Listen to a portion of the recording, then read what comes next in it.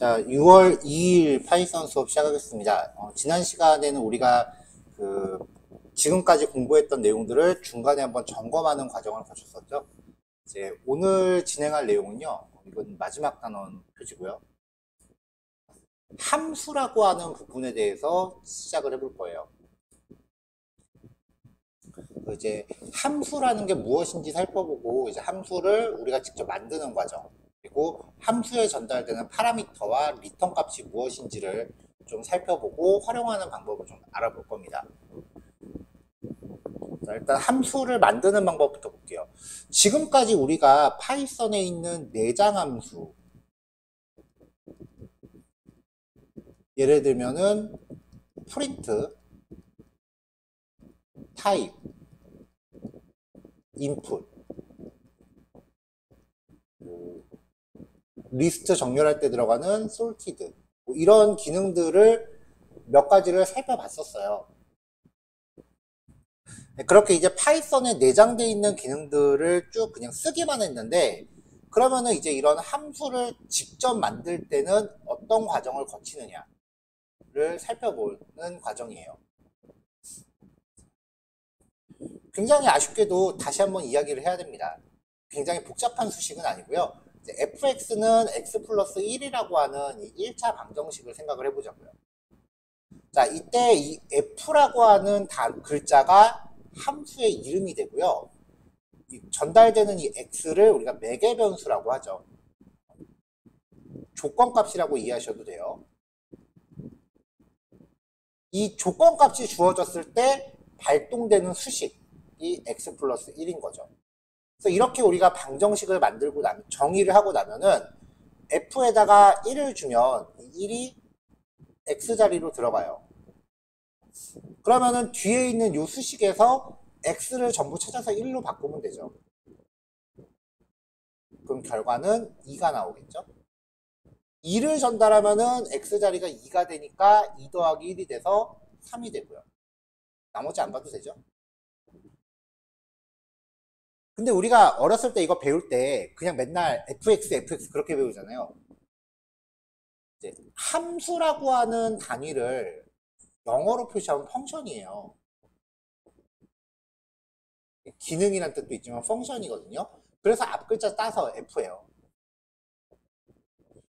함수 이름이 반드시 f일 필요는 없어요. k의 x는 x 플러스 1이다 이렇게 정의해도 되고요. z의 a는 a 플러스 1이다 이렇게 정의하셔도 돼요. 굳이 여기 고정관념이 들어갈 필요는 없어요. 심지어는 헬로라는 단어에다가 x를 줬다. 그럼 x 플러스 1이다 라고 정의하면 헬로에 100을 전달하면은 결과값은 100일이다. 이렇게 만들어도 돼요. 이 앞에 들어가는 이 f라고 하는 이 글자는 정해진 게 아니라 그냥 우리가 네이밍 하는 거예요.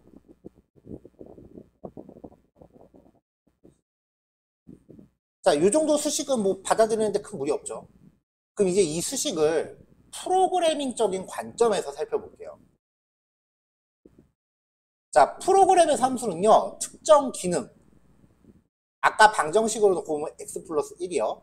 이거를 그룹화, f라는 글자로 묶어놓은 거죠. 그래서 재사용하기 위한 단위예요. f라는 글자한테 조건값을 주면은 x 플러스 1이라는 수식을 여러 번 재탕하잖아요. 그러니까 우리가 이제 수학에서의 방정식을 프로그램으로 가져올 때 중요한 거는 방정식을 세운다가 아니라 그룹화와 재사용이에요. 특히 재사용이 중요해요. 자, 프로그램에서 이제 함수를 정할 때는 정의한다. 정의하다라는 게 이제 define이거든요. 앞에 세 글자만 따서 def라고 하는 예약어를 적고요. 함수 이름을 정합니다. 괄호를 열고 닫아요. 뒤에 콜론을 찍어요. 그럼 블록이 만들어지죠. 이 함수에 종속될 수식을 블록 안에다 넣으시면 돼요.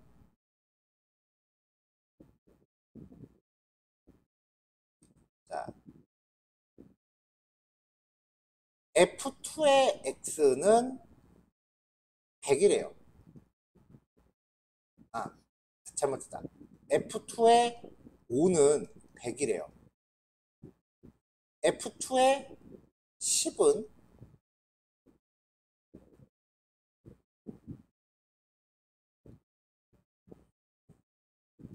105래요. 그럼 F2의 15는 얼마일까요? 이거 알아내라 그러면 알아내겠죠. 근데 그냥 단순히 봤을 때, 응? 그럼 도대체 F2가 뭔데? 이 의문이 먼저 나와야 돼요. 물론 이거는 두 개를 가지고 우리가 유추를 하면은 여기 값이 무엇인지 유추해낼 수는 있겠지만, 먼저 F2가 무엇인지를 알려주고 이 수식을 바라보면은 좀 더 수월하겠죠. 그 다음에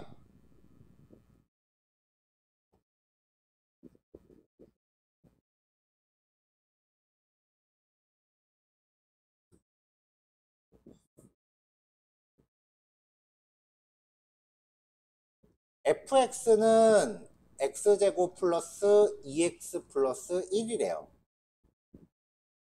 끝.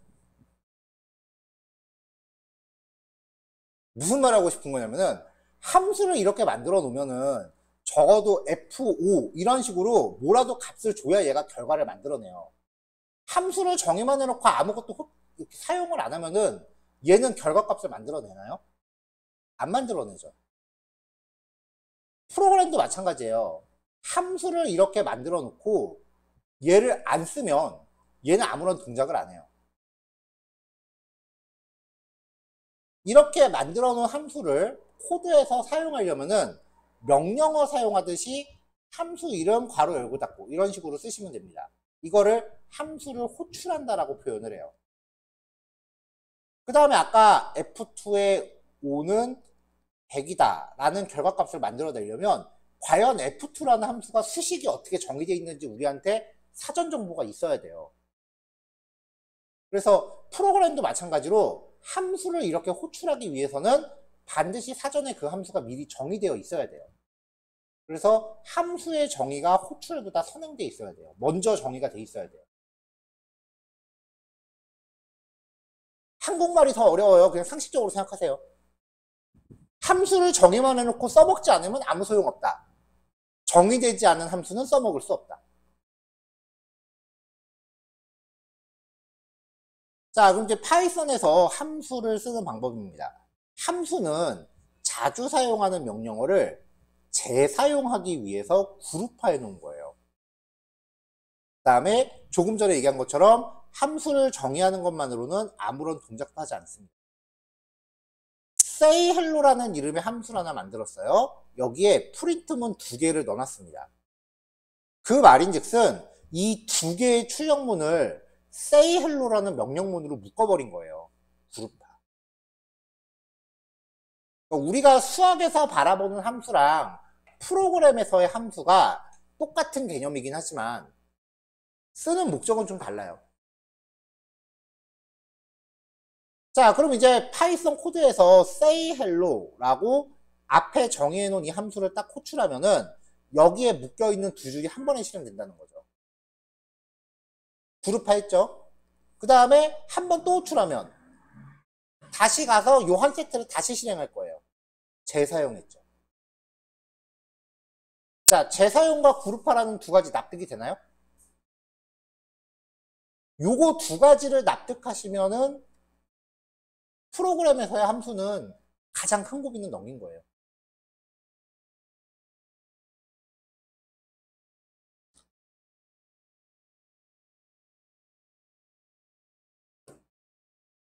자, 그럼 이제 함수의 파라미터라고 하는 거를 살펴봅시다. 파라미터라고 하는 건 우리가 fx라고 할 때 요 x를 얘기하는 거예요. 자, 함수 fx는 주어지는 값 x에 따라서 다른 결과를 만들어내죠. 그래서 수학에서는 이 조건값을 매개변수라고 불러요. 별로 기억하고 싶지 않아? 자, 파이썬의 함수도 똑같은 개념이 있는데요. 파이썬 프로그램의 함수는 자신이 실행되는 데 필요한 조건값을 함수 이름 뒤 괄호 안에서 변수 형태로 이렇게 선언을 해요. 그러면 이렇게 파라미터를 갖고 있는 함수를 쓸 때는요, 호출할 때 반드시 그 값을 줘야 됩니다.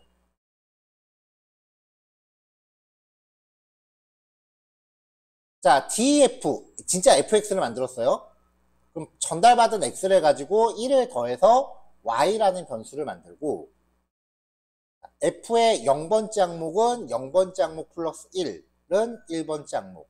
그럼 포맷 함수의 0번째, 1번째죠. 자, 그러면 이제 이 x라는 값이 이 자리랑 이 자리에 2번 출력되는 거고, y 값은 이 자리에 1번 출력되는 겁니다. f에다 2를 줘요. 그럼 여기로 2가 들어와요. y는 3이겠죠?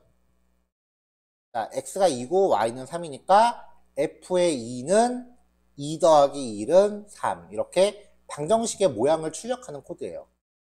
3을 전달하면은 x가 3이 되니까 y는 4가 될 거고, 또 적합한 결과가 나오겠죠. 이렇게 조건값을 명시하는 함수는 호출할 때 반드시 그 값을 줘야 됩니다. 안 주면 에러 납니다.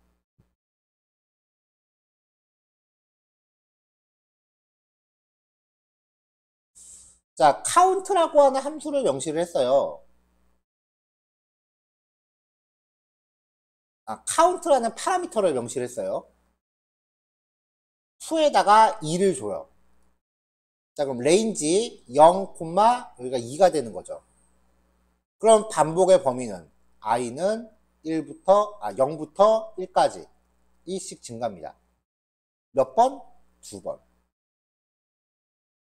헬로월드를 2번 출력하겠죠. 근데 안 주면 에러가 나요. 자, 푸, 미싱. 하나의 아규먼트, 매개 변수가 미싱 됐다라고 나오죠. 카운트라는 매개 변수가 미싱 됐대요.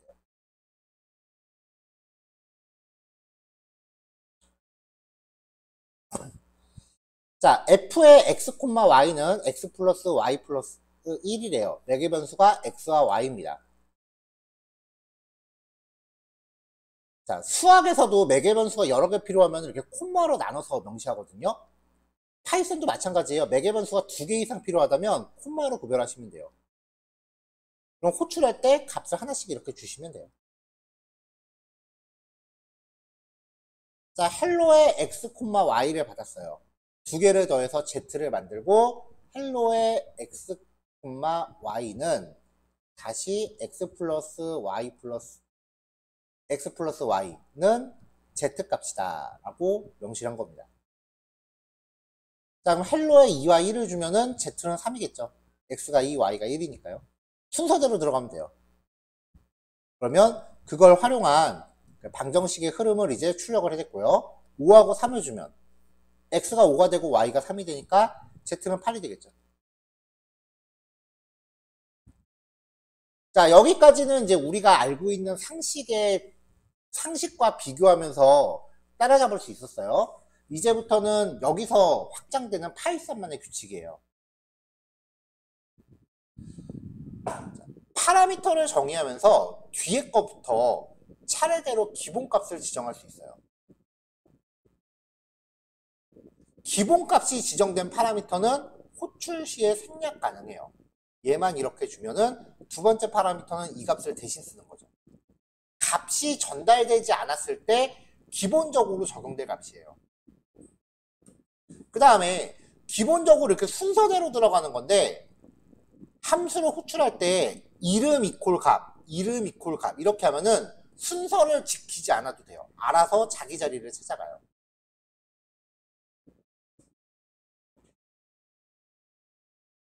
sum1이라고 하는 함수가 있는데요. x, y, z는 기본값 0이래요. 그러면 호출할 때 이렇게 값만 주면은 순서대로 찾아가요. 이렇게. 뭐 수식도 출력하겠죠. 그 다음에 10하고 20만 줬어요. 그러면 10이 x로 들어가고 20이 y로 들어가고 z는 없으니까 0이 돼요. 0이죠. 자, 레코드 name, KOR, ENG래요. 호출할 때 이렇게 변수의 이름을 지정해 주면은 92, name, ENG 이런 식으로 알아서 자기 자리를 찾아갑니다. 그래서 파라미터 전달 순서를 무시할 수 있어요. 얘는 파라미터 이름이 없죠? 그러면 첫 번째 파라미터로 가는 거예요. ENG는 80이래요. 일로 간 거죠. KOR은 전달이 안 됐으니까 빵점이 되겠죠. 이렇게 파라미터를 호출할 때 좀 여러 가지 패턴으로 이렇게 쓸 수 있는 게 파이썬의 특징 중에 하나예요. 자, 이번엔 리턴 값입니다. 양이 맞나요? 좀 끊을까요? 괜찮아요? 자, fx는 x 플러스 1이다라고 했을 때 y는 f의 5라고 하면은 우린 그 밑에 y는 6 이렇게 적어서 풉니다.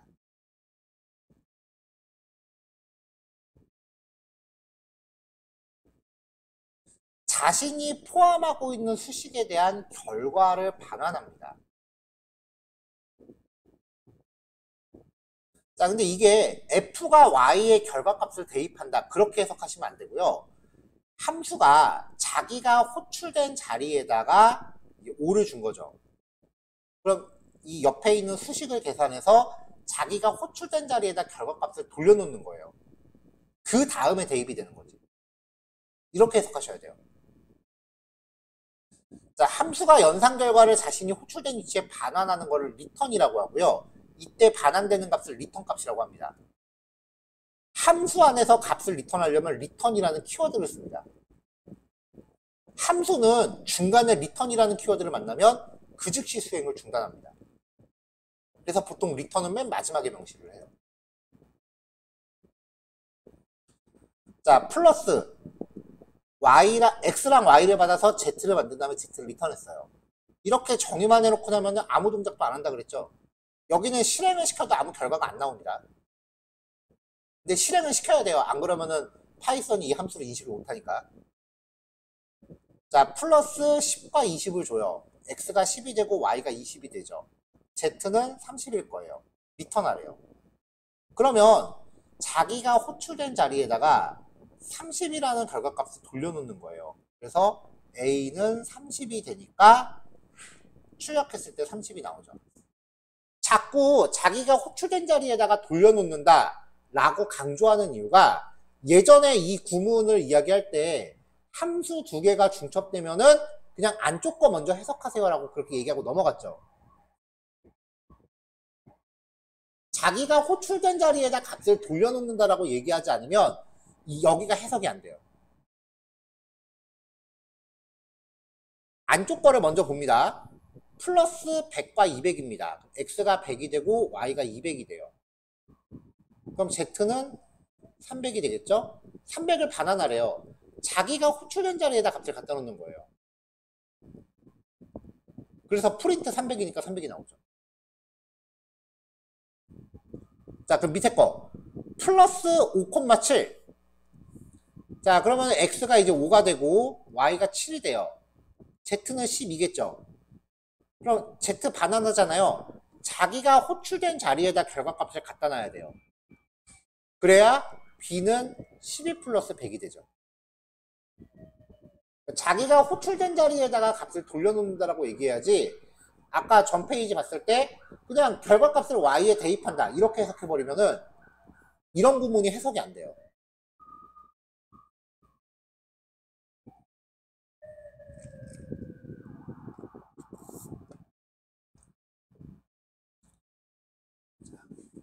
자, 요번에는 함수가 실행되는 과정에서 중간에 if문이 있고요. if문의 조건이 맞아 떨어지면 리턴을 합니다. 자, 푸 100, 200. x가 100이고 y가 200이 돼요. x가 100보다 10보다 작다. 안 맞죠? 혹은 y가 10보다 작다. 안 맞죠? if문은 건너뜁니다. z는 300이 됐고요. 리턴 300 하니까 300이 출력됐을 거예요. 이 자리가 300이 되니까.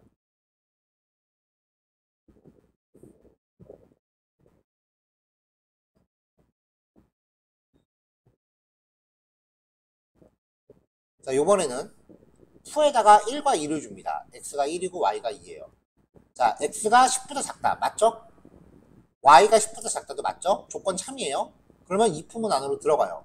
리턴 0. 자기가 호출된 자리에다 값을 돌려놓는다 그랬죠? 이 자리가 0이 되는 거죠. 이미 함수 끝났어요. 여기는 안 해요. 이렇게 함수 중간에 리턴을 만나면 거기서 수행을 중단해버리고 밑에를 안 합니다. 그래서 대체로 이제 어떤 경우에 쓰냐면은 파라미터로 전달된 값이 연산을 수행하는데 적합한지를 판단하는 거예요. 그래서 적합하지 않다면 처리를 안 하는 거죠. 이런 거 있어요. fx는 x 플러스 1 해놓고 우리 어렸을 때 수학 문제 풀던 거 보면 그 밑에 단서가 있어요. 단 x는 0보다 크다. 이런 식으로 단서 다는 경우 있죠. 이거를 파이썬으로 명시하면 이렇게 되는 거예요. df f의 x 콜론 if x가 1보다 작다면 리턴 0. 그 다음에 이제 리턴 x 플러스 1. 이런 단서를 걸 때 이렇게 if문을 넣는 거예요. 파라미터가 적합한지. 지금 여기 앞에 제가 조건에 괄호를 걸었거든요. 걸어도 되고 안 걸어도 됩니다. 그러니까 파라미터로 전달된 값이 연산을 수행하는데 적합한지 판단하는 용도로 if문을 써서 이렇게 리턴을 강제로 시키는 경우가 있어요. 예를 들어서 지금은 우리가 그냥 이렇게 수식을 예를 들지만 프로그램으로 가면은 이 함수가 하나의 기능 단위예요. 그럼 내가 로그인이라는 기능을 받으면 매개 변수 두 개는 아이디와 비밀번호가 돼야겠죠. 그럼 아이디나 비밀번호가 입력이 안 됐다면 로그인을 못 하잖아요. 그러니까 강제로 중단해야겠죠. 이런 식으로 흘러간다는 거예요.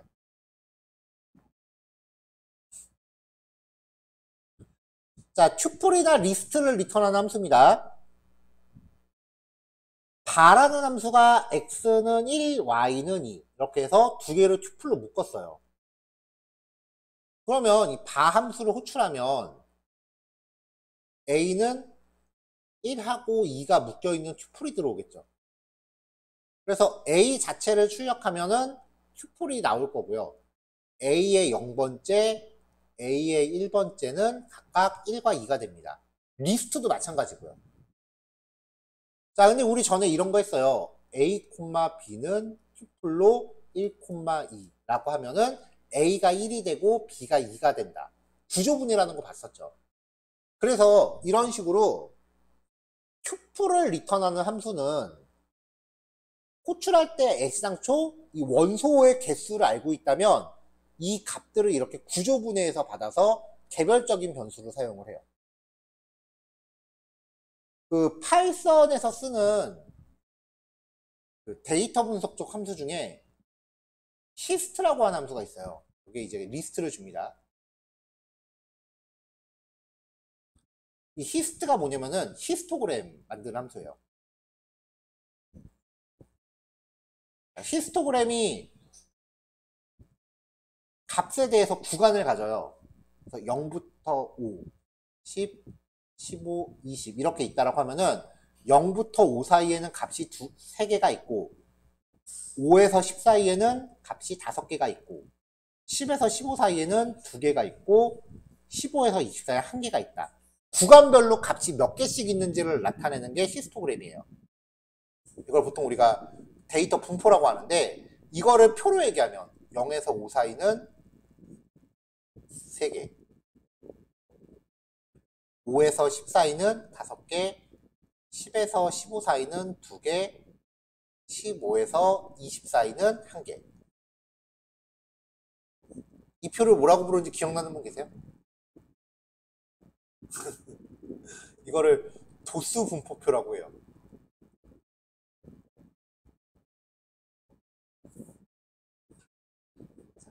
그러면 이 히스트 함수를 호출했을 때요, 파라미터가 3개가 떨어져요. 첫 번째 파라미터는 이 구간이에요. 구간에 대한 정보 리스트. 두 번째 파라미터는 구간별 값의 개수예요. 세 번째 파라미터는 히스토그램을 그릴 수 있는 객체예요. 이런 식으로 호출하면은 값이 3개가 떨어져요. 튜플로.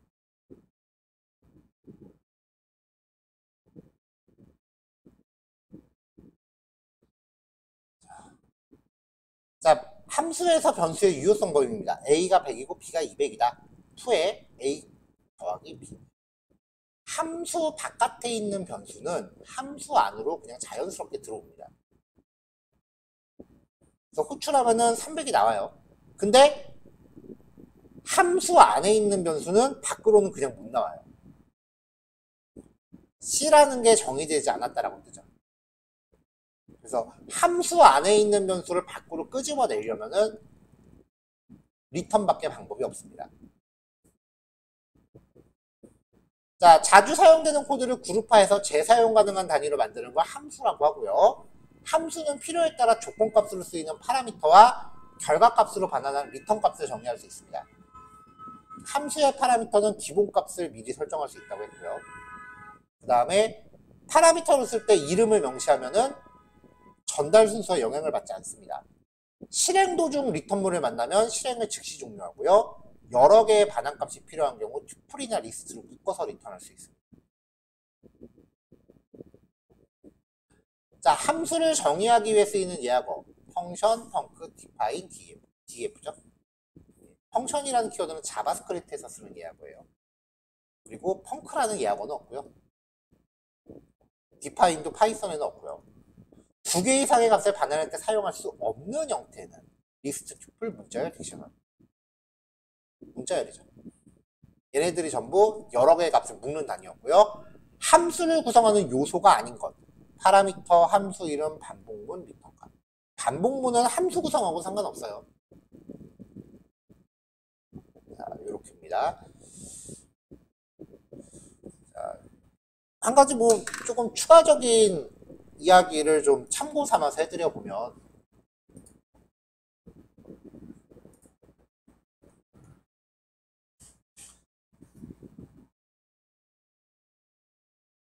프로그래머는 fx는 뭐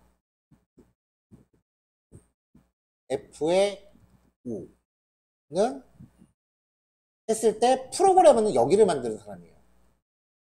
그래서 x 플러스 10이다 라고 하면은 15가 될 거고 f에 6을 주면은 16이 돼. 프로그래머는 이걸 만드는 사람이에요.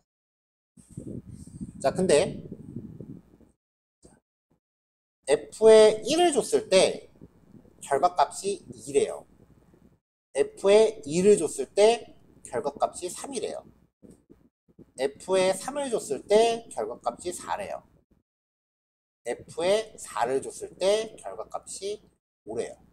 일부러 쉽게 만들었어요. 컴퓨터한테 이걸 줘요. 인풋을 줘요. 그리고 아웃풋을 알려줘요. 이걸 알려줘요, 다. 그러면은 요 사이에 들어가는, 요 사이에 어떤 수식이 나와야 될까를 컴퓨터한테 찾으라고 시키면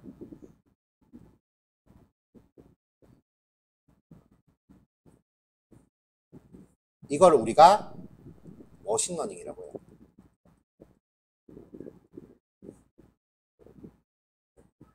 인공지능이라는 얘기 많이 하죠. AI. 인공지능의 한 분야 중에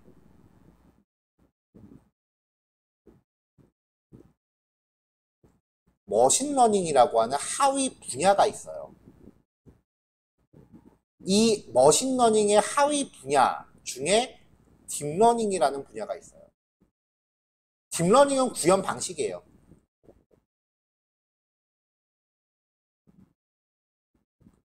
딥러닝이라고 하는 방식이 인공신경망을 활용하는 거예요.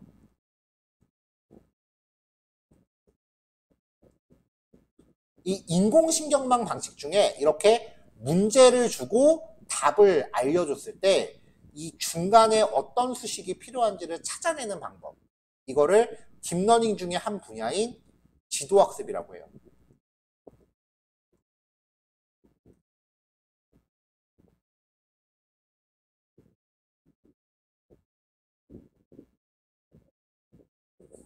근데 머신러닝이 이렇게 찾아내는 이 지도학습의 결과가 일반적으로 우리가 통계에서 이야기하는 통계학 수식에 거의 근접해요. 그래서 머신러닝 결과랑 그 통계학은 결과가 똑같아요. 거의 오차가 안 나요. 차이가 있다면 통계학은 인풋 들어가는 값이 무조건 숫자야. 왜냐하면 통계학은 결국 수학이잖아요.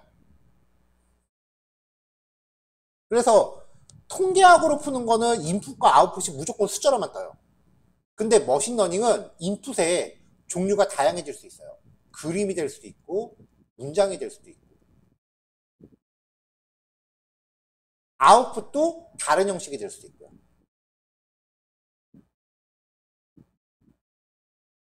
인스타그램에서 댓글들을 쭉 가져와서 그걸 갖다가 규칙을 찾아라 라고 하면은 통계학으로는 못 찾아요. 그거.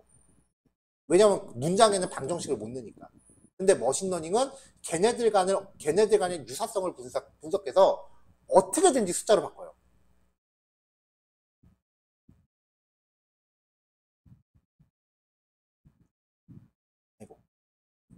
예를 들면 이거예요. 햄버거 존맛.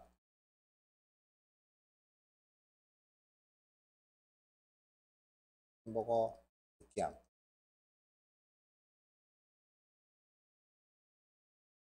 햄버거 큼. 햄버거 크고 존맛. 자, 이런 식으로 이제 더 리뷰가 있다라고 하면 여기에 이제 별점도 있을 거 아니에요. 별점 4점, 별점 1점, 별점 3점, 별점 5점 이렇게 있다 라고 하면은 이거를 수집을 해요. 이거 두 개를 다. 그래서 얘가 인풋이 되는 거고 얘가 아웃풋이 돼요. 그래서 지금 제가 어떻게 적다 보니까 명사만 적어요. 햄버거는 존맛이다. 햄버거는 느끼하다. 뭐 햄버거가 겁나 크다. 뭐 이런 식으로 얘기를 하면은 여기서 명사만 뽑아요.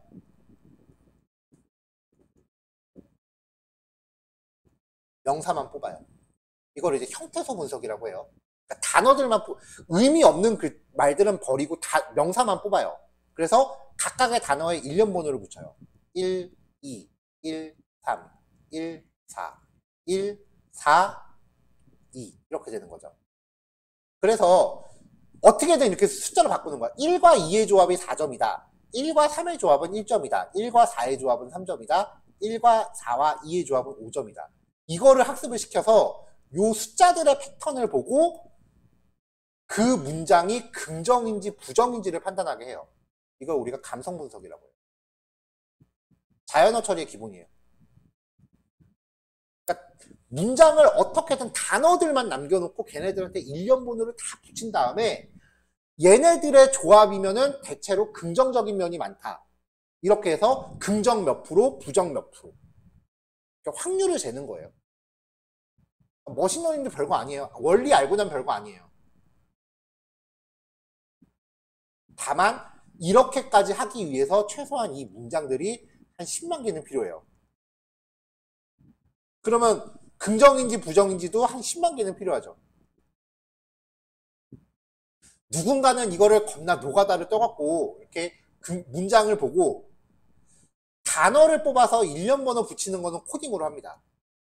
근데 문장을 읽고서 만약에 별점이 없다면 그 문장이 긍정인지 부정인지를 사람이 일일이 다 구별을 해야 돼요. 라벨링이라고 하거든요. 결국은 어마무시한 노가다가 필요하다는 거지.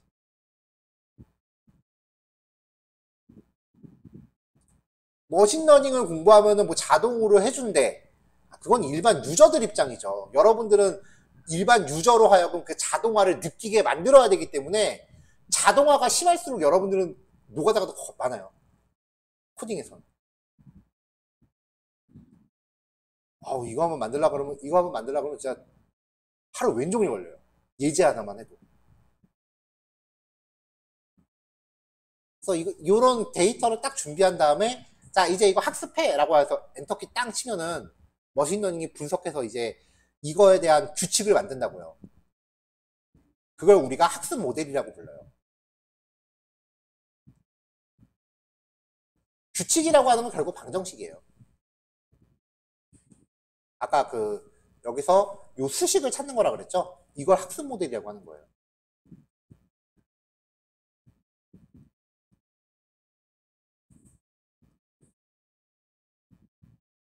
그럼 문장 10만 개를 갖다가 분석해서 이 학습 모델을 만든다라고 하면 여기 강의실 컴퓨터로는 아침 9시 반에 엔터키 땅 치면 6시까지 할 거예요. 그거를 좀 빨리빨리 하고 싶으면 이제 GPU 좋은 거 사야지. 그럼 GPU 요즘 좋은 거 사면 한 150만 원 하죠. 굉장히 부르주아 과목이야.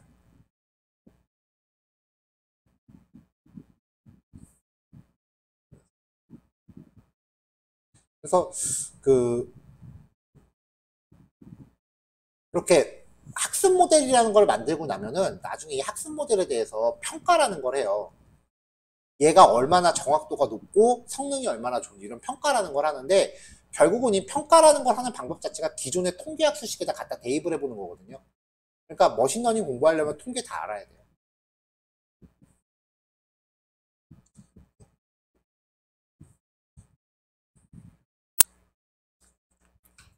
뭐 이러한 이야기는 여기서 좀 더 깊은 이야기는 아마 파이썬 2 과정에서 얘기를 할 거예요. 자, 일단은 뭐 참고 삼아서 한번 생각해 보시라고 잠깐 얘기 좀 해봤고요. 얘기하다 보니까 실습시간 훅 지나갔네. 자, 마찬가지로 10시 45분에 시작할게요. 자, 45분까지 실습하고 45분에 봅시다. 자, 함수라고 하는 개념을 봤고요. 우리가 지금까지 기본적인 내장 함수들은 많이 봤잖아요. 내장 함수들을 많이 봤죠. 얘네들은 전부 내용들이 단타성이었어요. 명령어나 호출하면은 어떤 기능을 하는지 우리가 정리하고 입력값과 출력값이 무엇인지 따로 이제 정리를 하면은 됐었는데 함수 하나하나가 그냥 독립적인 기능을 했지 지네끼리 뭔가 연관돼서 스토리라인을 만들지 못했어요. 자, 요번에는 내장 함수들을 보긴 할 건데 파일을 저장하거나 읽어드리는 기능을 위주로 볼 거예요. 그래서 여기에서 소개하는 이제 내장 함수들은 전체가 하나의 스토리를 묶어서 나갈 겁니다. 자, 파일 입출력 객체를 만들어주는 오픈이라고 하는 함수에 대해서 볼 거고요. 그 다음에 with라는 구문을 문법적인 표현을 하나 소개할 겁니다. 자, 일단 오픈 함수부터 볼게요. 자, 오픈이라는 함수를 써서 파일 객체를 만들어내면은 이 파일 객체가 파일을 저장하거나 읽을 수 있는 기능을 제공을 해줘요. 자, 오픈하면서 파일 경로를 명시하고요. 내가 다루고자 하는 파일의 경로를 명시하고 읽기 쓰기 모드 그리고 인코딩을 지정합니다. 자, 파일의 경로는 상대 경로하고 절대 경로 방식이 가능한데 다음 페이지에서 좀 더 디테일하게 이야기를 할 거고요. 그 다음에 여기에 지정된 이 파일이 존재하지 않을 경우는 새로 만들고요. 존재할 경우는 그 파일을 가져옵니다. 읽기 모드에 지정되는 값은요. RWA. R은 read예요. W는 write. 기존 내용을 삭제하고 새로 쓰기고요. A는 이어쓰기예요. 기존 내용을 유지합니다. RWA는요, 텍스트에 대한 처리입니다. 텍스트 파일을 처리해요. 그러니까 확장자가 뭐가 됐건 간에 메모장으로 정상적으로 열리는 종류의 파일들이에요. 만약에 이미지 혹은 PDF 이런 파일들은 어떻게 하느냐, 얘네들은 텍스트가 아니죠. 얘네들은 직접적으로 바이너리예요. 이런 바이너리들을 처리할 때는 뒤에 B가 붙어요.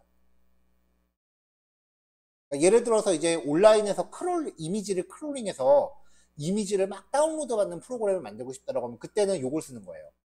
근데 온라인에서 수집한 컨텐츠를 내가 그냥 메모장 같은 거나 뭐 기록을 하고 싶다라고 하면은 이렇게 되는 거고. 인코딩이라고 하는 거는 이제 크게 단순하게 얘기하면 둘 중에 하나 쓰시면 됩니다요. EUCKR 한국어, UTF-8 다국어. 인코딩에 대해서는 예전에 우리가 그 용량 단위 이야기할 때 한번 정리를 한 적이 있거든요. 뒷페이지에서 조금 더 추가적으로 이야기를 할게요. 자, 일단은 파일의 경로입니다. 파일 시스템 안에서 특정 파일이나 폴더의 위치를 나타내는 양식이에요. 문자열입니다. 자, 첫 번째 절대 경로. 작업 중인 위치에 상관없이 어디서든지 같은 문자열로 접근할 수 있는 경로예요. 그러니까 내가 지금 위치하고 있는 폴더가 어딘지 간에 그냥 항상 같은 목적을 같은 값으로 대상에 접근할 수 있어요. 절대 경로 형식은 파일 시스템, 하드디스크요. 하드디스크의 최상위 위치부터 목적한 위치까지 그냥 쭉 나열하시면 돼요. C 드라이브 밑에 유저스 밑에 뭐 무슨 폴더 밑에 바탕화면 밑에 워크스페이스라는 폴더 밑에 test.ipynb 이런 식이 되는 거고요. 리눅스나 맥 같은 경우는 C 드라이브랑 D 드라이브의 개념이 없어요. 그리고 윈도우는 폴더 구분을 역슬래시로 하는데 리눅스나 맥은 슬래시로 해요. 그래서 슬래시로 폴더 단위를 구별하는 거고요. 절대 경로는 쉬워요. 왜냐면은 그냥 내가 아무 폴더나 열어놓고 자 여기에 이 파일의 위치를 알고 싶다라고 하면은 윈도우 폴더 창에서 옆에 찍으면 폴더 절대 경로가 나오거든요. 여기 뒤에다 그냥 파일만 붙이면 돼요. 이 경로 값을 가져온 다음에 역슬래시 하나 찍고 그 다음에 뭐 404.html 이런 식으로 파일만 붙이면 되기 때문에 절대 경로는 알아보기가 쉬워요. 자, 근데 상대 경로는 조금 달라요. 상대 경로는 좀 더 복잡해요. 상대 경로를 설명하기 위해서 제가 샘플 폴더를 하나 만들어 놨어요.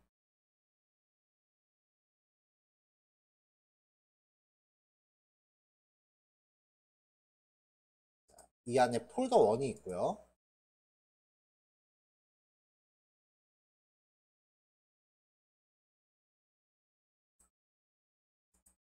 그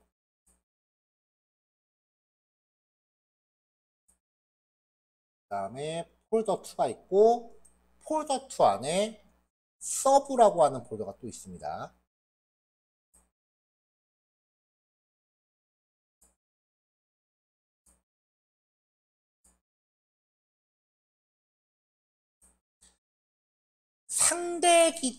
상대 경로 말 그대로 상대적이라는 의미인데 그 상대적이라고 하는 이야기가 내포하고 있는 이야기는 기준이 필요하다는 겁니다. 무엇을 기준으로 상대적인지를 얘기해야죠. 여러분들한테 기준이 되는 거는 여러분들이 지금 작업하고 있는 그 소스 파일 있죠. 이 소스 파일이 들어있는 폴더예요. 자, 지금 이 폴더에 내가 작업하고 있는 소스 파일이 있다고 칠게요. hello.inb라고 하는 파일이 이 폴더 안에 있다고 가정하죠.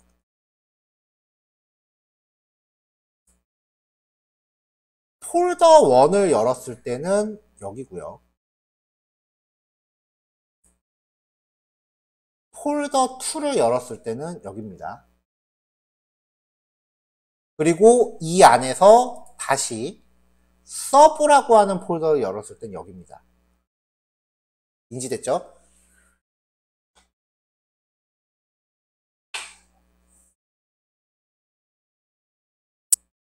자, 내가 지금 작업하고 있는 소스 파일이 있는 폴더에서 같은 폴더 안에 있는 자원에 접근할 때는 그냥 이름만 명시해요. 그러니까 폴더 1, 폴더 2, photo1.jpg, test.html 이렇게 같은 폴더 안에 있는 자원을 이야기할 때는 이름만 명시해요. 아니면 현재 폴더라는 의미로 앞에다가 점 슬래시를 붙일 수도 있어요. 점 슬래시나 혹은 점 역 슬래시. 윈도우는 슬래시도 알아먹으니까 괜찮아요. 앞에 이 점 슬래시는 생략할 수 있습니다.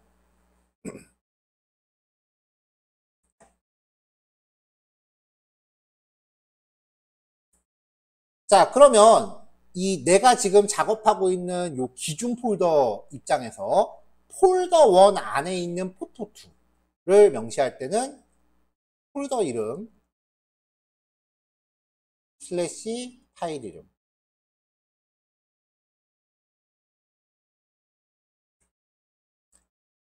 같은 폴더 안에 폴더 1이 있으니까 그 안에 있는 포토2란 얘기예요. 이것도 앞에 점 슬래시는 생략할 수 있습니다.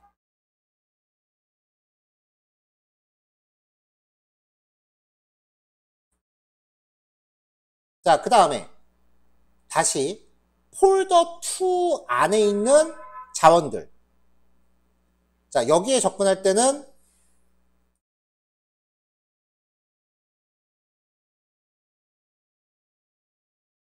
폴더 2 안에 있는 서브라는 폴더가 될 거고요. 폴더 2 안에 있는 page.html이 될 거고요. 폴더 2 안에는 포토 3.html이 될 거예요. 자, 그럼 또 기존 폴더 입장에서 폴더 2 안에 서브 안에 포토 4. 자, 얘는 폴더 2 안에 서브 안에 포토 4.jpg. 그러니까 폴더를 한 칸 타고 들어갈 때마다 슬래시로 이제 구분을 해서 그 폴더의 하위 구조를 나타낸다고 보시면 돼요.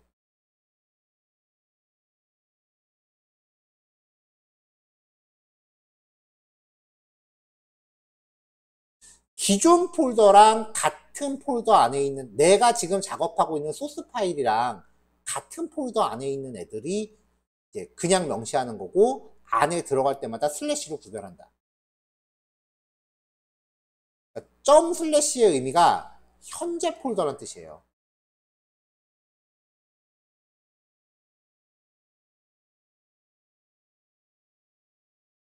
자, 일단은 요거 하나를 제가 스크린샷을 저장할게요.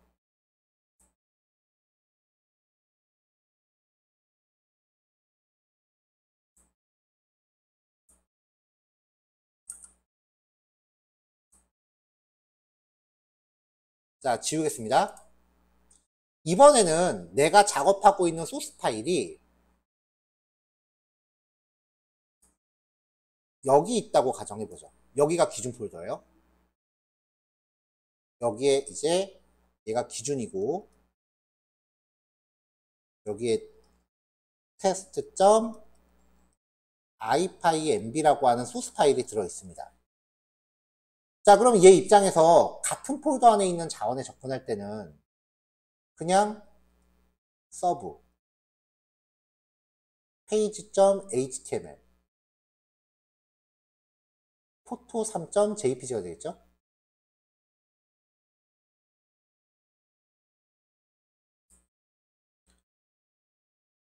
서브 안에 들어갔을 때 포토 4가 있으니까 그러면은 이 포토 4에 접근하려면 서브 슬래시 포토 4.jpg가 되겠죠.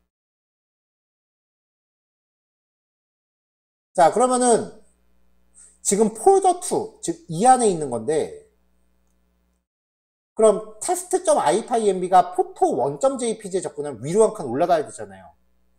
위로 한 칸 올라가기 위해서는 점점 슬래시예요. 점점 슬래시 폴더 1 점점 슬래시 포토 1.jpg 점점 슬래시 test.html.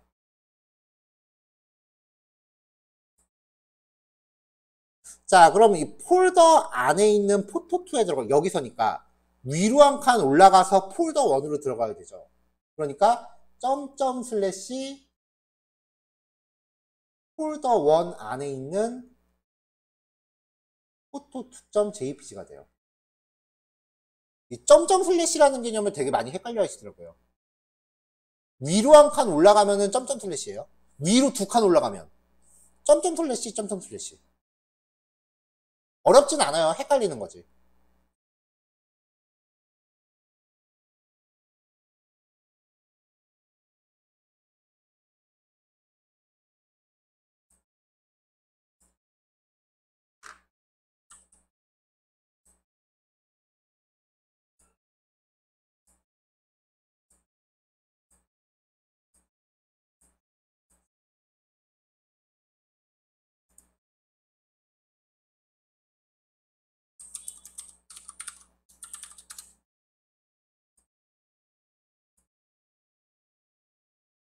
자, 지금 설명하면서 그렸던 그림을 단톡방에 올릴 테니까 각자 저장하시고 이제 내용 검토할 때 쓰세요. 이 교환에 있는 요 설명 경로만으로는 좀 설명이 부족한가 봐요. 좀 많이 헷갈려 하시는 분들이 많아서 따로 그 화면 할당해서 설명했으니까 여기 넘어갈게요. 자, 인코딩. 문자나 기호들의 집합, 즉 문자열을 컴퓨터에서 저장하거나 통신에 사용할 목적으로 부호화하는 방법을 인코딩이라고 해요. 가장 대표적인 게 모스 부호예요. 알파벳을 신호의 길이로 변환해서 표현을 하죠. 그래서 길게, 짧게, 길게가 SOS죠. 근데 우리는 통신에 쓸 목적은 아니니까 모스 부호를 알 필요는 없고요. 컴퓨터에서 쓰기 위해서 부호화를 하려면은 이거를 이진수로 바꿔야 되는데 이 이진수로 바꾼 걸 우리가 기계어라고 한다 그랬죠. 이때 이진수 몇 개씩 묶어서 한 글자로 표현하느냐에 대해서 안씨 7비트를 한 글자로 표현하는 거였는데 나중에 이제 영어 플러스 1개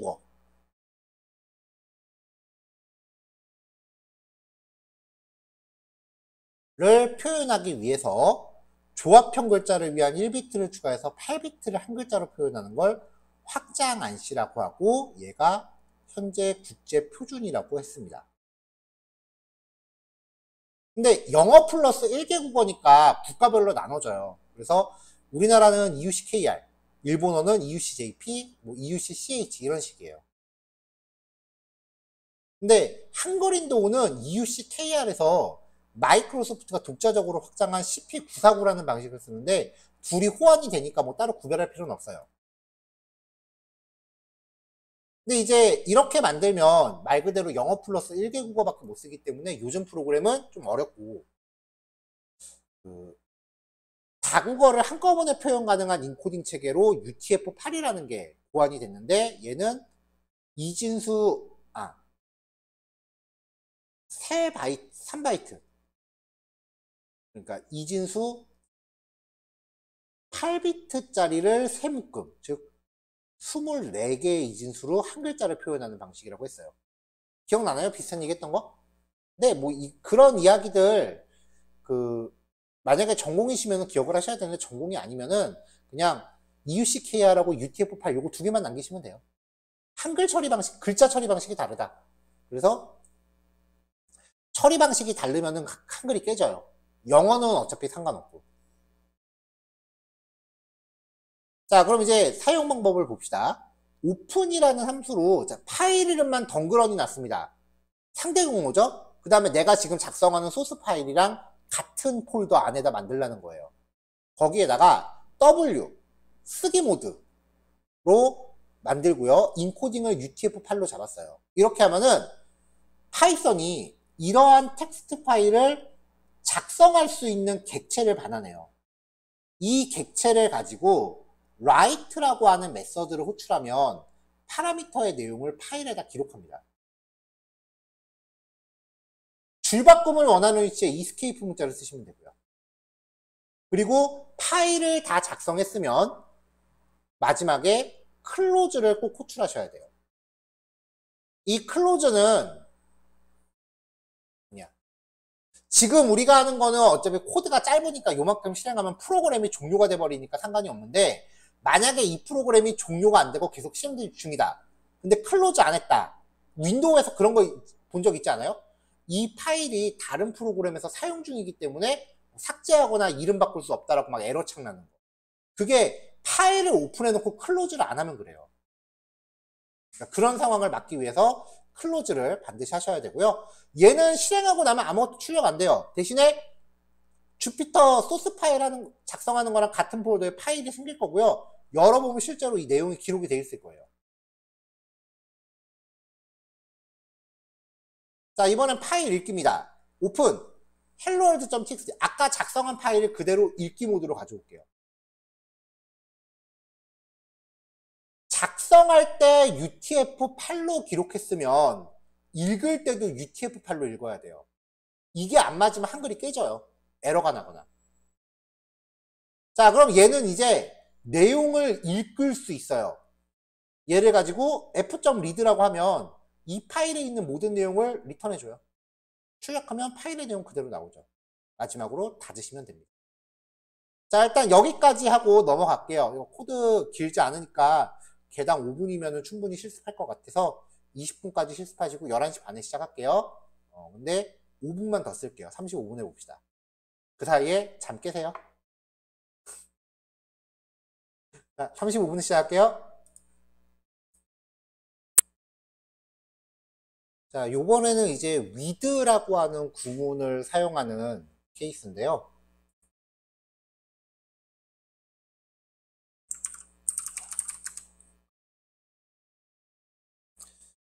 자, 어떤 객체를 함수를 호출해서 이제 반환을 받게 되면 이제 이 객체를 가지고 메서드를 호출하게 되죠. 메서드 1, 2, 3, 4 뭐 이런 식으로 계속 호출을 하는데, 이런 경우에 with라는 구문으로 함수를 호출하면요, as 객체를 리턴 받는 구문을 with라는 구문으로 표현할 수 있어요.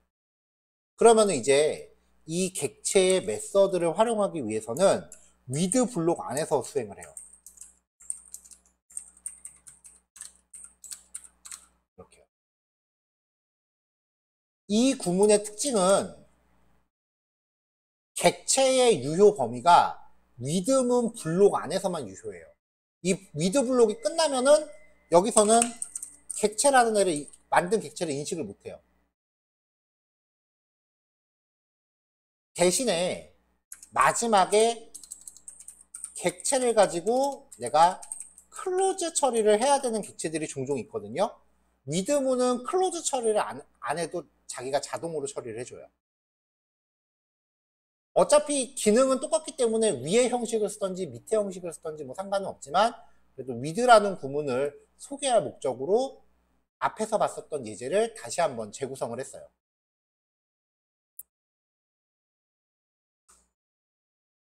자, with 오픈 함수를 씁니다. hello python.txt라는 파일을 쓰기 모드로 만들고요. 그 다음에 인코딩은 UTF-8로 담은 다음에 리턴을 받는 게 아니라 얘를 F에다 담은 거예요. 그럼 이 F라고 하는 객체는 이 with문 블록 안에서만 쓸 수 있고 with문이 끝나면 F라는 객체가 자동으로 사라져요. 자, 반복을 돌렸습니다. 0부터 9까지 1씩 증가죠. 총 10번 하는 거예요. 그래서 여기 일단은 i를 출력해요. 그럼 0부터 9까지가 찍히겠죠. 줄바꿈 안 했어요. 줄바꿈 문자 없잖아요. 그리고 life is too short. 여기도 줄바꿈 안 했어요. you need python. 여기서 줄바꿈 했어요. 그러면 이 f.write로 출력하는 요 세 개가 전부 한 줄에 출력되는 거죠. 자, 반복문을 다 돌고 나면 파일 저장이 완료됐습니다 하고 한번 출력하고 끝냈습니다. 자, 얘도 생성된 파일 확인하시면 되고요. 자, 마찬가지로 with 블록으로 오픈 hello-python.txt 읽기 모드로 가져왔습니다. 자, 그럼 이제 생성된 객체가 F에 저장이 되죠. f.read 하면 파일의 내용을 다 한 번에 가져와서 출력하면 쫙 나오죠. 자, 근데 이 read 함수의 장점은 간단하게 쓸 수 있다는 건데요. 단점도 있어요. 만약에 이 텍스트 파일의 용량이 크다면 한꺼번에 읽어오기 때문에 그만큼 오래 걸려요. 자, 요번에는 read 함수랑 약간 차이를 보이는 기능이에요. 자, 마찬가지로 with문이고요. read 함수랑 차이를 보이는 구문이에요. helloworld.txt 맨 처음에 생성했던 파일을 f 객체에 담았습니다.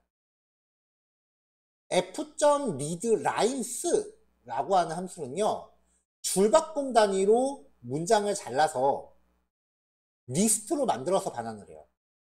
그러니까 lines라는 변수에다가 f.readlines의 리턴 값을 담으면 이렇게 리스트를 직접 대입하는 것과 같은 효과를 가져온다는 거예요. 자, 그래서 lines 자체를 출력하면 이렇게 나와요. 주의하실 점은 줄바꿈 문자가 그대로 포함되어 있다는 겁니다. 자, 리스트의 길이를 읽어드리면은 읽어드린 파일이 총 몇 줄인지를 알 수 있는 거죠. 자, 구분선 하나 그렸고요. 이 라인스 리스트를 반복을 돌면서 아이템을 출력해라 라고 하면 요거 하나가 아이템이 되잖아요. 근데 프린트 함수는 그 자체적으로 내용을 출력하고 줄바꿈하는 기능이 있어요. 근데 역슬래시에 또 붙어 있죠. 그럼 프린트 함수 자체적으로 줄바꿈을 하는데 얘도 있으니까 두 줄 바꿈이 돼요. 그냥 출력하면은 여기 사이사이에 빈줄이 하나씩 들어간다는 거예요. 그거를 방지하려면 스트립 함수의 기능은 앞뒤 공백 제거였습니다.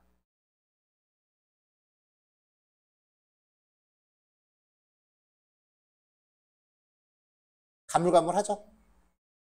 그러면 그럴 때마다 이제 앞에 거 얼른 뒤적거려 갖고 이게 뭐였는지 확인하고 넘어가셔야 돼요. 가물가물하는 거를 그냥 계속 그대로 밀어두면은 모르는 게 돼요. 확인하고 넘어가세요. 앞뒤 공백을 아이템에 들어있는 앞뒤 공백을 제거하는 기능을 하는데 앞뒤 공백을 제거할 때 줄바꿈 문자도 같이 바뀌어요. 얘도 공백 취급하기 때문에. 그럼 역슬래시 n을 제거하고 출력하면은 두 줄 바꿈이 아니라 한 줄 바꿈이 되겠죠. 이거 이따가 실습하실 때 스트립을 안 넣고 그냥 아이템만 출력해서 결과 비교해 보세요. 자, 오픈 함수는 파일 입출력을 수행할 수 있는 객체를 반환하고요. 파일 객체는 읽기 모드, 쓰기 모드, 이어쓰기 모드로 구별돼요. 경로 값은 상대 경로와 절대 경로가 있고 경로 문자열에서 현재 폴더는 점슬래시, 상위 폴더는 점점 슬래시였어요.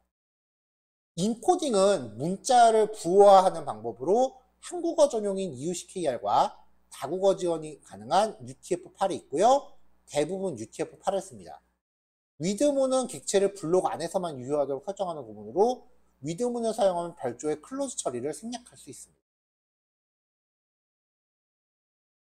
자, 파일 객체를 활용해서 파일의 내용을 저장할 수 있는 메서드. save, write, output, print. write였죠.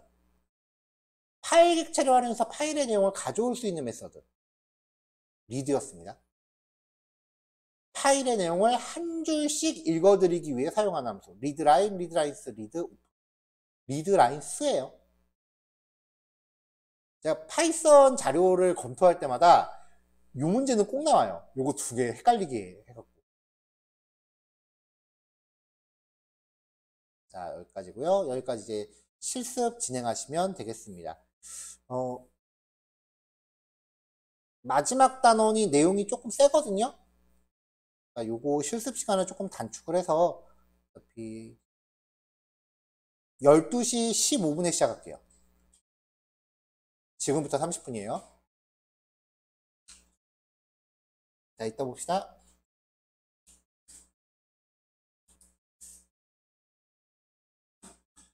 자, 요번에는 파일 입출력의 확장판이라고 보시면 돼요. CSV 파일이라고 하는 형식을 소개해 드릴 건데요.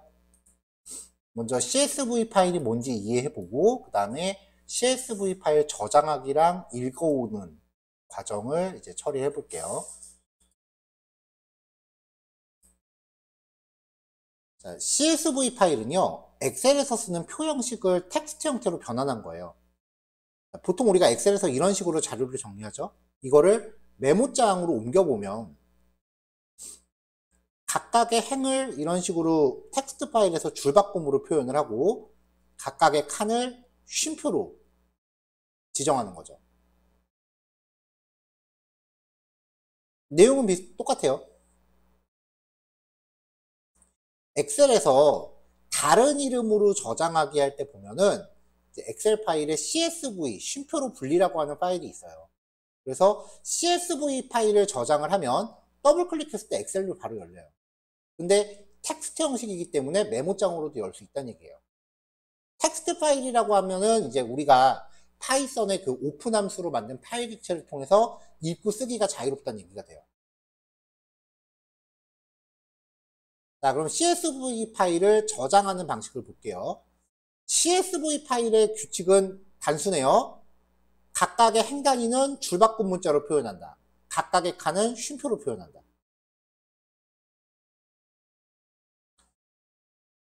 자, 한 학급의 성적표를 예를 들어 볼게요. 이름, 그 다음에 국어, 영어, 수학입니다. 이거를 이런 식으로 표현을 할 거예요. 그럼 맨 위에 일단 제목은 우리가 직접 적어주면 되고요. 안에 들어가는 내용은 이 자료 구조를 입출력으로 표현하면 돼요. 하나, 둘, 셋, 네 개. 네 개 있고 줄바꿈 하나 들어가는 거죠. 그래서 0번째, 1번째, 2번째, 3번째 4개 명시하고 쉼표로 구별했어요. 그 다음에 줄바꿈 넣었어요. 이렇게 한 줄에 들어갈 형식을 준비한 다음에 여기 있는 내용을 포맷 함수로 여기다 넣어줄 겁니다. 자, with 함수를 grade.csv 파일을 쓰기 방식으로 만들고요. 엑셀의 CSV는 EUC KR 방식이에요. 오피스 최신 버전 2019년도 이후 버전은 UTF-8을 지원하는 걸로 알고 있는데 그 이전 버전은 EUC KR밖에 못 읽어요. 엑셀은요. 자, 일단 맨 첫 줄에 들어갈 제목은 직접 넣어줬어요. 이름, 국어, 영어, 수학. 한 줄을 직접 F.write에서 적어줬고요. 그 다음에 이 그레이드를 직접 반복문에다 걸었습니다. 전체적으로 리스트죠. 그러면 여기까지가 원소 하나예요. 요 한 줄이 아이템이 되는 거죠.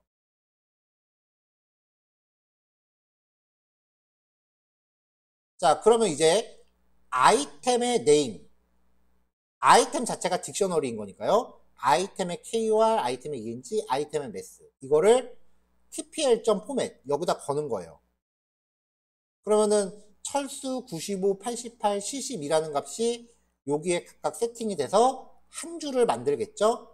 이 한 줄 변수를 f.write라고 해서 기록을 합니다.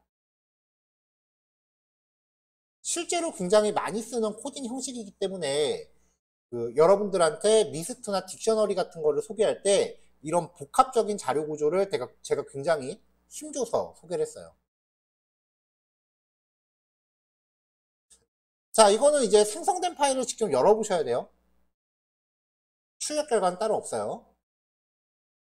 자, 이번에는 다른 형식입니다. 리스트를 원소로 갖는 딕셔너리예요. 자료 구조가 어떤 게 제시될지 몰라요. 자, 얘 같은 경우는 지금 이렇게가 하나죠. 자, 이렇게 여러 개의 리스트를 동시에 핸들링 해야 될 때, 저번에도 똑같은 얘기 했는데, 전제 조건이 이 리스트들이 전부 길이가 같아야 돼요. 그리고 같은 인덱스는 같은 인덱스끼리 하나로 이렇게 묶일 수 있어야 돼요. 얘랑 이죠. 인덱스 번호가 똑같은 애들끼리 한 세트가 돼야 돼요. 길이가 똑같고 똑같은 인덱스가 같은 대상을 가리킨다면 요 5개의 리스트 중에 아무거나 붙잡고 반복 돌려도 돼요. 이름을 붙잡고 반복 돌리면은 이름의 i번째랑 국어의 i번째는 같은 대상을 가리킵니다. 하나, 둘, 셋, 넷, 다섯. 5개가 한 줄이니까 아까랑 똑같이 한 줄에 대한 템플릿을 만들었고요. 자, 딕셔너리.키스 호출한 다음에 리스트로 바꾸면 이름만 뽑아서 리스트로 가져오죠. 그럼 이 키스의 내용은 이름, 국어, 영어, 수학, 과학. 다운표는 생략했어요. 이렇게 딕셔너리의 이름을 뽑아낸 리스트가 됩니다. 자, 그 다음에 P라고 하는 문자열 변수를 하나 준비하는데 콤마를 가졌어요. P.점 조인하면서 키를 지정해주면 이 쉼표가 이 사이사이에 들어가서 참여한다 그랬죠. 그래서 한 줄을 문자열로 갔습니다. 전에 앞에서 다 우리 봤었던 함수들이에요. 그다음 타이틀은 이름 쉼표, 국어 쉼표, 영어 쉼표, 수학 쉼표, 과학 쉼표가 돼요. 뒤에 줄바꿈 문자 없으니까 자, grade 2.csv 쓰기 모드 이유식 kr로 열었어요. 이 타이틀 변수를 하나 기록을 해요. 그럼 얘를 기록을 한 거죠. 그 다음에 줄바꿈 문자를 하나 더 연결해 줬어요. 이렇게 해서 첫 줄에 제목 걸고요. 자, 그레이드 딕에서 이름이라고 하는 리스트를 가지고 반복을 돕니다. 근데 이때는 같은 인덱스끼리 묶여야 되니까 인덱스 번호가 중요한 역할을 하거든요. 그러니까 인덱스 번호를 취득할 수 있도록 레인지 함수로 반복을 걸어요. 0부터 자, 그레이드 딕 이름의 길이 5개죠. 그럼 반복의 범위는 0부터 4까지 1씩 증가. 자, 그럼 이 TPL에다가 이름의 i번째, i가 0일 때 이름의 0번째, 국어의 0번째, 영어의 0번째, 수학의 0번째, 과학의 0번째. 계속 강조하는 게 인덱스 번호가 같은 애들끼리 한 세트라 그랬어요. 자, 이렇게 해서 이 TPL에다가 하나씩 뽑아서 세팅한 다음에 write 함수로 기록해요. 반복이니까 i가 1씩 증가하면서 한 줄씩 처리하겠죠. 그럼 이제 아까 봤었던 요거랑 같은 파일을 생성할 겁니다.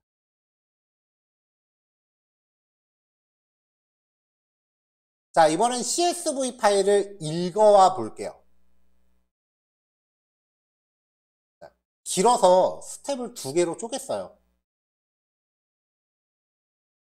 자, 일단 읽어드린 내용을 저장하기 위해서 빈 변수를 준비합니다. CSV 파일, 즉 엑셀에 있는 내용을 파이썬의 자료 구조로 갖고 오는 거예요. 아까 생성한 grade.csv 파일을 읽습니다. 일단은 CSV 파일은 행 단위로 쪼개는 게 우선이에요. 그래서 readlines 함수를 써서 행 단위로 쪼갭니다. 자, 출력하면 이렇게 리스트 나오죠? 그러면 이걸 가지고 반복을 돌아요. 자, 이걸 가지고 반복을 돌아요. 리스트니까 스텝 2에서 이걸로 반복을 돌릴 거예요. 자, 그럼 일단 첫 번째에서 줄바꿈 문자를 떼요. 스트립 함수 쓰면 빠진다 그랬죠. 그 다음에 쉼표 단위로 쪼개요.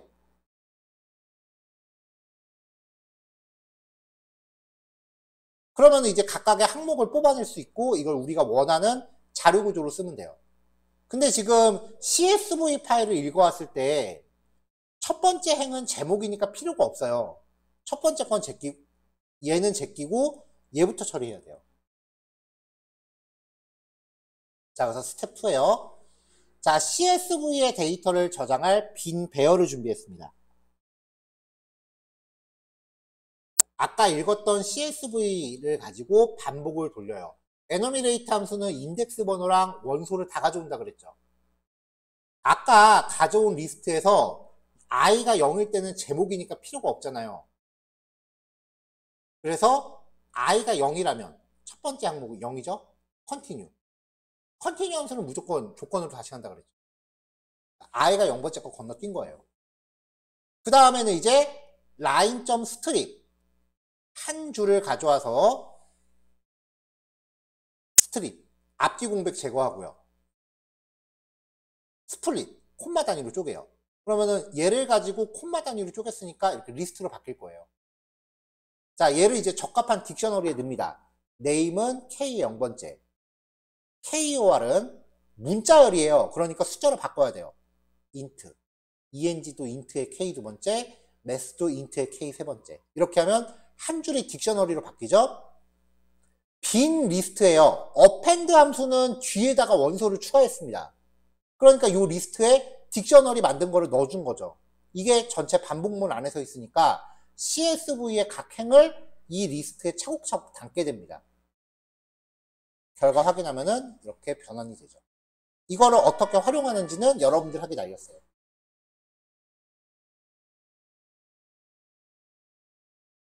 자, CSV 파일은 개행 문자로 행을 콤마로 열을 구별하는 텍스트 형식의 파일입니다. 자, CSV 파일은 파이썬의 파일 입출력 기능을 써서 읽기와 쓰기가 가능하고요. 파이썬으로 읽어드린 CSV 파일의 내용은 리드라인스 메서드를 써서 행 단위로 구분하고 각 행의 문자열을 스플릿 메서드를 써서 콤마 단위로 잘라서 만드시면 됩니다. 자, CSV 파일의 내용을 읽어오기 위해선 파일의 내용을 행 단위로 구별해야 돼요. 이때 사용해야 되는 파일 객체 메서드는 리드라인스였죠. 자, 파일을 읽어오는 하나의 행을 열 단위로 잘라내기 위해 써야 되는 메서드. 열 단위로 자르기 위해서 쉼표 단위로 잘라야 된다 그랬죠. 스플릿입니다. CSV 파일에서 각각의 열을 구별하기 위해 사용하는 특수 문자는 쉼표죠. 정답이고요. 자, 이렇게 해서 요거 살펴보시면 될 것 같아요. 근데 요거 실습 끝나도 1시밖에 안 되겠네. 시간이 좀 남는데?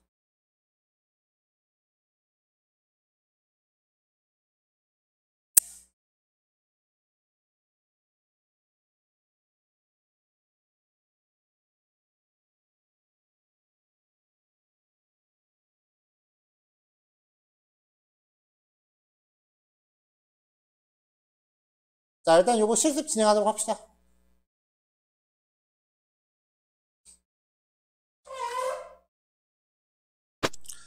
자, 실습 시간이 좀 남을 것 같아서요. 문제 하나 만들었어요. 지금 화면에 나가고 있으니까 실습 다 하신 분들은 요거 해보시면 되고요. 1시 5분에 풀이할게요.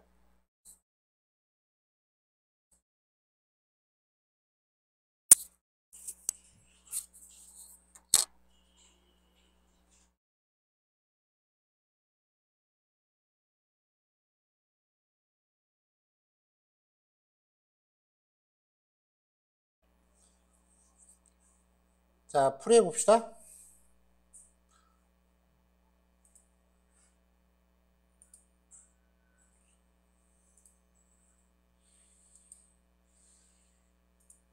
자, 비주얼 스튜디오 코드를 실행을 했어요.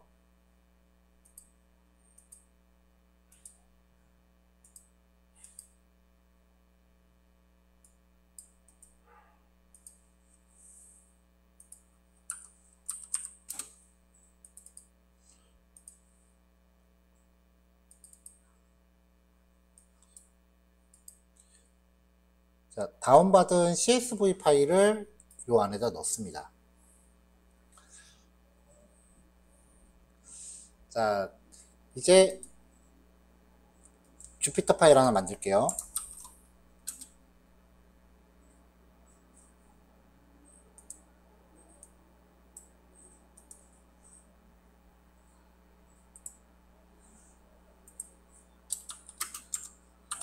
(22강) 연구과제 프리.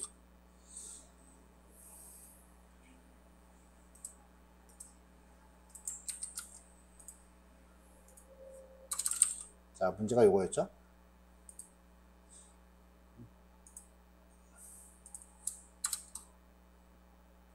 자, 일단은 CSV 파일을 먼저 읽어올게요.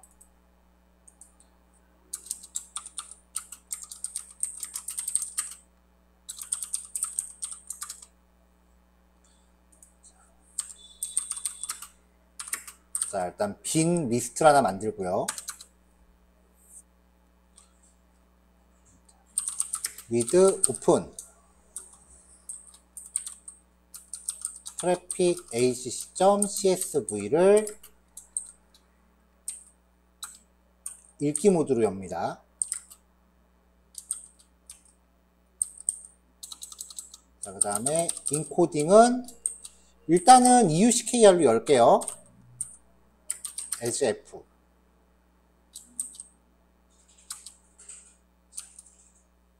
그 다음에 CSV는 f.readlines 라고 해서 읽어드린 내용을 출력을 해보죠. 근데 이렇게 열면 에러 나요. 왜냐면은 제가 일부러 이 CSV 파일을 UTF-8로 지정했어요. 그래서 EUCKR이 지금 그 디코드를 할 수 없다라고 하면서 에러가 나잖아요. 이런 식이 되면 이제 여기를 UTF-8로 바꿔보시면 돼요. 자, 그럼 데이터를 이렇게 쭉 가져옵니다. 보면 여기 중간중간 이렇게 쉼표 같은 것도 막 들어있고 그래서 그 스트립 같은 거 처리 되게 잘해야 됩니다.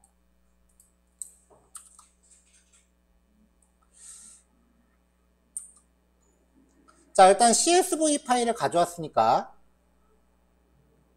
얘를 반복 돌면서 이제 처리를 해야겠죠?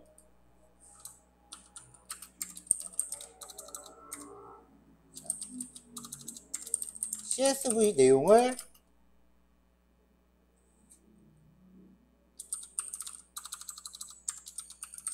파이썬의 자료 구조로 변환을 할 거예요.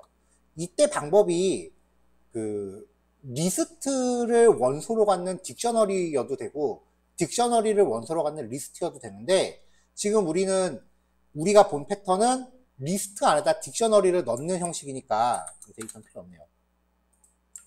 수업에서 했던 대로 가죠. 자, 빈 리스트를 준비하고요. for I v in enumerate CSV. 만약에 i가 0이면 continue. 그래서 첫 번째 줄은 건너뛴 거죠. 자, 그 다음에 이제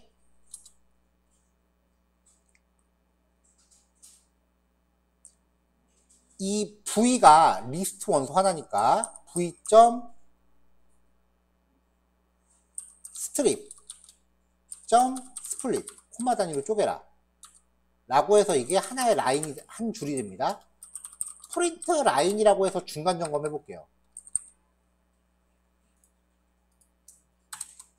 자, 그럼 이렇게 쭉 분리가 돼요. 자, 근데 얘네들은 전부 다 숫자 값이어야 하죠.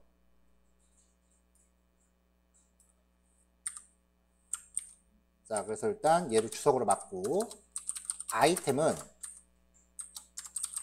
연도는 int의 라인의 0번째, 월은 int의 라인의 1번째, 발생 건수는 int 라인의 2번째. 그 다음이 사망자 수예요. 사망자 수는 int 라인의 3번째. 너무 기네요. 여기서 줄바꿈 한번 합시다. 그 다음에 부상자 수는 int 라인의 4번째. 자, 이 아이템을 미리 준비한 빈 리스트에다가 추가합니다. 자, 데이터 출력해서 확인해 볼게요. 근데 이게 지금 이렇게 하면은 쭉 변환이 됐어요. 자, 그럼 이제 요걸 가지고 사실 문제에서는 이 발생자 수, 사망자 수, 부상자 수에 대해서 총합을 구하라고 한 거니까, 총합과 평균을 구하라고 한 거니까 사실 여기서 데이터에다 안 넣고 바로 구해도 되기는 해요. 네, 문제 의도상으로는 굳이 이걸 만들라는 얘기가 없었기 때문에 그냥 바로 평균 총합 이런 거 구해도 되긴 하는데, 일단은 수험 예제대로 한번 나가 본 거고요. 자, 그 다음에 이제 그 추출한 데이터로부터 총합과 평균 구하기. 자, 일단 리스트니까 반복 돌아야죠, 뭐. 데이터가 리스트니까 이걸로 반복을 돌아요. 근데 총합을 구할 게 하나, 둘, 세 개죠. 자, 그러면은 발생 건수 합계 0.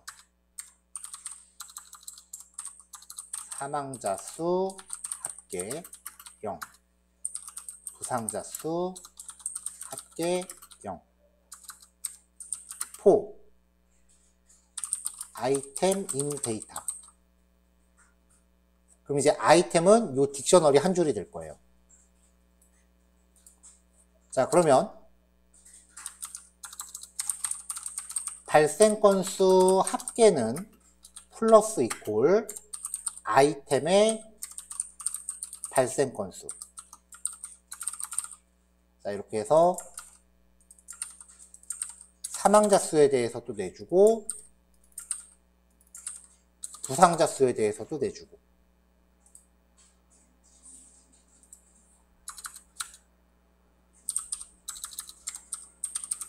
프린트 발생 건수 합계는 발생 건수 합계. 이렇게 해서 이제 출력을 한번 해봅시다.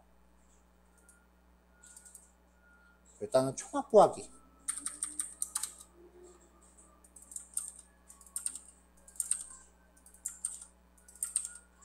자, 이게 퍼센트 연산자로 들어가야 되는데 엔드를 적었네요.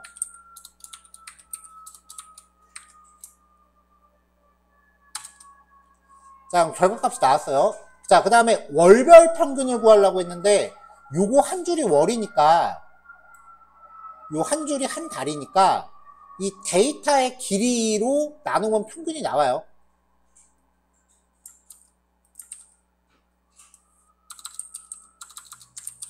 평균.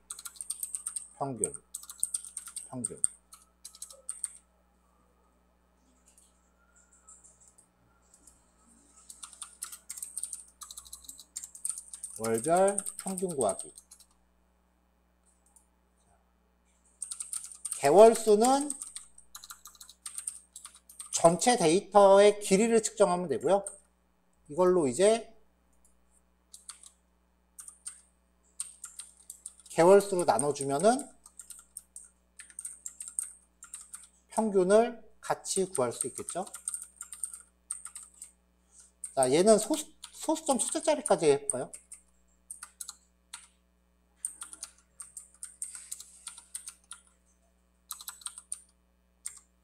건, 명, 단위도 넣어줍시다. 건, 명, 이렇게요.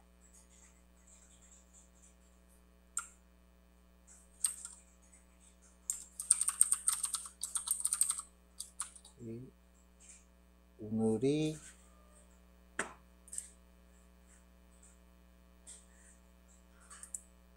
22강 CSV 다루기.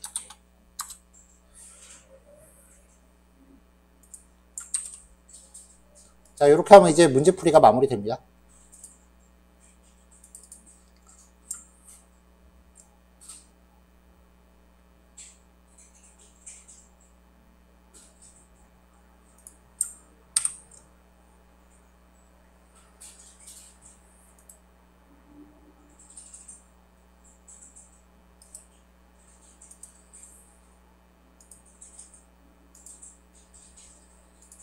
자, 요 파일 단톡방에 올릴게요.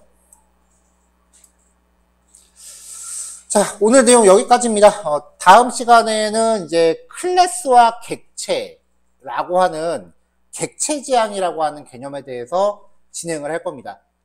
객체 지향 끝나고 난 다음에 이제 모듈하고 패키지라는 개념까지 이제 다루면 파이썬의 기본 내용은 다 끝냈다라고 보시면 되고요.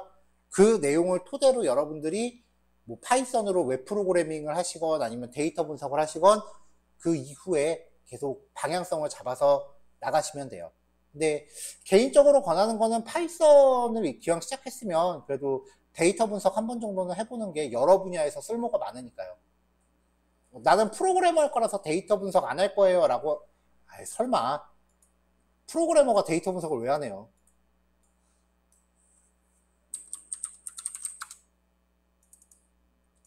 대시보드라는 게 있어요. 이런 거예요. 딱 봐도 일단 통계치 나오는 거 보이죠? 이걸 만약에 쇼핑몰이라고 가정해 봅시다.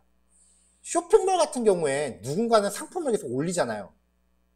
그러니까 상품을 올리고 주문을 확인하고 결제 내역을 확인하는 쇼핑몰 관리자 페이지가 따로 있어요.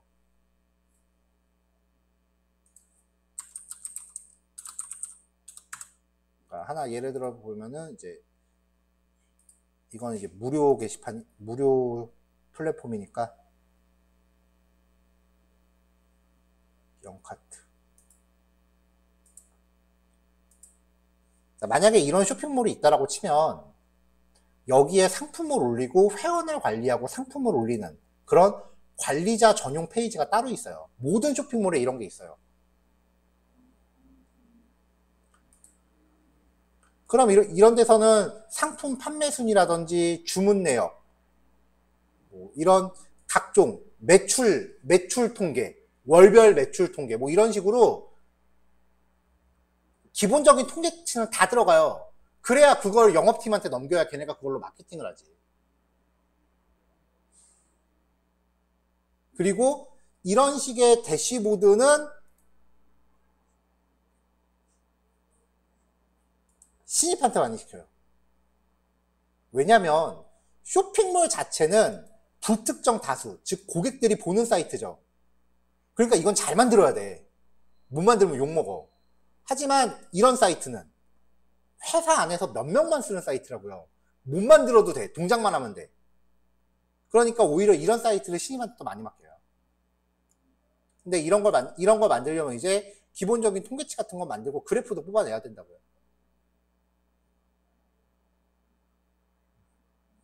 적어도 합계, 평균, 그 다음 매출 추이 분석, 뭐 이런 것들은, 이런 기본 능력치는 요구하는 데가 꽤 많아요.